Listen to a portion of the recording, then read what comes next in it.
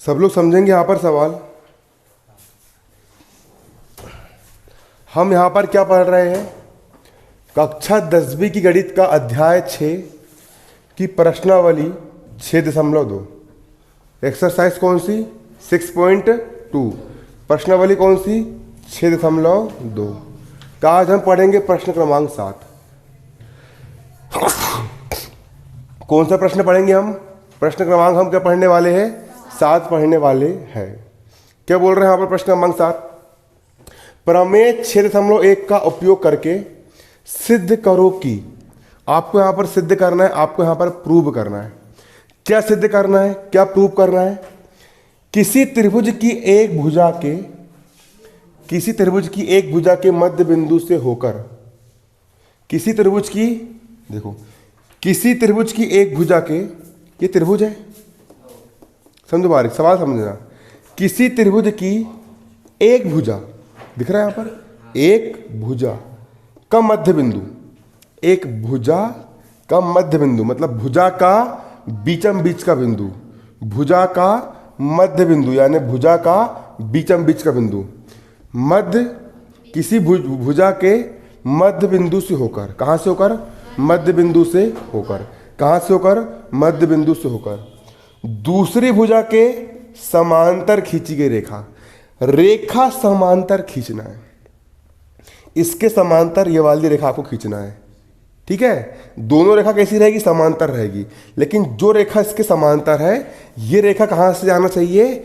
इसके मध्य बिंदु से आना चाहिए। कहाँ से आना चाहिए? इसके मध्य बिंदु से।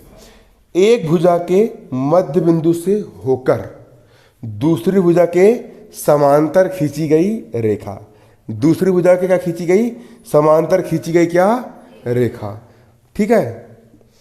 ये जो रेखा है ये तीसरी भुजा को दो बराबर भागों में बांटती है, मतलब समद्विभाजित करती है। ये सिद्ध करो। सवाल ने क्या बोला? सवाल ने बोला है कि भैया सिद्ध करो। क्या बोला सवाल ने? सिद्ध करो। क्या सिद्ध करो?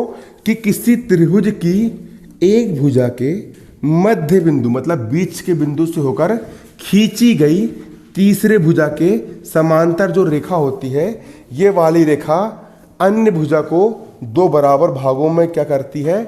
विभाजित करती है या फिर बांटती है। ये आपको क्या करना है? सिद्ध करना है। क्या करना है? सिद्ध। देखो बहुत सरल सवाल, आप समझेंगे इसको करना कैसे। मान लीजिए त्रिभुज PQR एक दिया हुआ त्रिभुज है। क्या मान लीजिए? मान लीजिए, हो भैया मान लिए। क्या मान लिए? त्रिभुज PQR, त्रिभुज PQR एक क्या है? दिया हुआ त्रिभुज है। इसके बाद जिसकी भुजा PQ के मध्य बिंदु, जिसकी भुजा PQ के मध्य बिंदु, जिसकी भुजा PQ के मध्य बिंदु S से, कहाँ से? S से ST समांतर है किसके? QR के। ST जो है वो QR के कैसी है? समांतर। ST समांतर है QR के। एक रेखा खींची गई है। जो चित्र को देख के लिख रहा हूं मैं पूरा पूरा। किसको देख के लिख रहा हूं? चित्र को देख करके ही लिख रहा हूं। जो PR को, जो किसको? PR को बिंदु T पर, कहां पर? बिंदु T पर प्रतिच्छेद करती है। ST रेखा जो है वो PR को कहां प्रतिच्छेद करती है? बिंदु T पर क्या करती है? प्रतिच्छेद करती है। कर रही है? सवाल में जो चित्र में जो बना है वो मैंने लिख दिया। अब चूंकि S जो है, कौन? S, चूंकि S PQ का क्या है? मध्य बिंदु है। जो S है, S जो क्या है आपका? S किसका? PQ का। किसका? PQ का क्या है? बीच का बिंदु मतलब मध्य बिंदु है। कौन? S किसका? PQ का क्या है? मध्य बिंदु है मध्य बिंदु। तो मध्य बिंदु जो होगा वो इस रेखा को दो बराबर भागों में बांट देगा। पहला PS और दूसरा क्या? SQ। मतलब PS और SQ कैसे है? बराबर है। होंगे कि नहीं होंगे? अरे भैया जी देखो ना, जी S जो है PQ का बीच का बिंदु है क्या? नहीं, मध्य बिंदु है मध्य बिंदु। तो दो बराबर भागों में बांट देगा। पहला PS और दूसरा SQ। PS बराबर क्या? SQ। दोनों भाग कैसे होंगे आपके? बराबर होंगे। बराबर किस तरफ? SQ, गुणा में इस तरफ काम में जाएगा, एस क्यू बटे में आ गया, इधर कुछ नहीं बचा, मतलब कितना बचा, एक बचा, कितना बचा पी एस का हो गया पी एस, एस क्यू आ गया बटे में, तो इस तरफ कितना बचा, एक। इसको हमने क्या नाम दे दी, समीकरण एक नाम दे दी समीकरण एक नाम। अब थेल से प्रमेय से, कौन से प्रमेय से, त्रिभुज पी क्यू आर में, किसमें, त्रिभुज पी क्यू आर में एस टी और क्यू आर कैसी है, समांतर है। त्रिभुज पी क्यू आर में एस टी और क्यू आर कैसी है, एस टी और क्यू आर कैसी है। तो जब किसी त्रिभुज में कोई दो रेखा समांतर होती है तो अन्य दो रेखाएं समान अनुपात में कटती है। अन्य दो रेखाएं कैसी कट जाएगी, समान अनुपात में कट जाएगी। कैसे कटेगी, पी एस बटे एस क्यू बराबर पी टी बटे टी आर, पी एस बटे एस क्यू बराबर पी टी बटे टी आर। ठीक है, पी टी बटे टी आर बराबर क्या हो जाएगा, पी एस बटे एस क्यू, क्या हो जाएगा, पी एस बटे एस क्यू। इसको हमने क्या नाम दिया, समीकरण एक नाम, दो नाम दे दिए। अब देखना,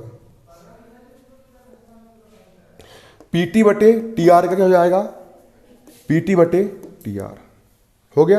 अब पी एस बटे एस क्यू का क्या हो जाएगा, पी एस बटे एस क्यू हो गया, पी एस बटे एस क्यू हो गया।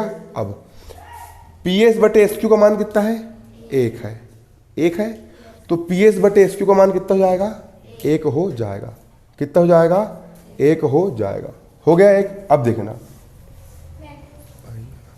ठीक है, तो पी टी बटे टी आर बराबर कितना है, एक है। कितना है, एक है। क्या, पी टी बटे टी आर बराबर कितना है, एक है। भा नहीं बन रहा, यहाँ आ जाओ, बेग हटा लो, बन जाएगा, बैठ जाओ। पी टी बटे टी आर बराबर कितना है, एक है। क्या बोला मैंने, पी टी बटे टी आर बराबर कितना है, एक है। समझना, रफ में समझ लो इसको। पी टी बटे टी आर, पी टी बटे टी आर बराबर कितना है, एक। बटे में कुछ नहीं किया, मान लिया मैंने एक, तेरे गुणा कर दोगे, इसका इधर, इसका इधर, पी टी एक कम और टी आर एक कम, तो पी टी बराबर कितना हो गया, टी आर। हुआ कि नहीं हुआ, हो गया। पी टी बराबर कितना हो गया, यहाँ पर आपका टी आर हो गया। क्या बराबर हो गया, पी टी और टी आर क्या हो गया, पी टी और टी आर क्या हो गया, हुआ कि नहीं हुआ। पी टी बराबर क्या हो गया, ये दोनों बराबर है। इसका मतलब क्या है, ये दोनों कब बराबर होंगे, जब बिंदु टी बीच, इस रेखा के बीच में होगा।